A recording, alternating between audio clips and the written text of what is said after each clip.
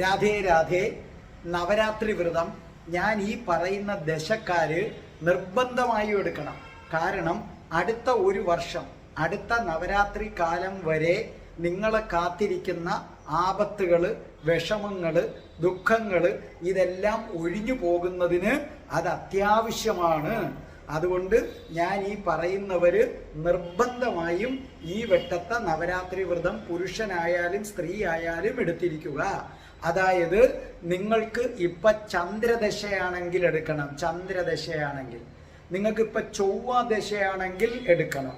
നിങ്ങൾക്കിപ്പൊ ശുക്രദശയാണെങ്കിലും എടുക്കണം.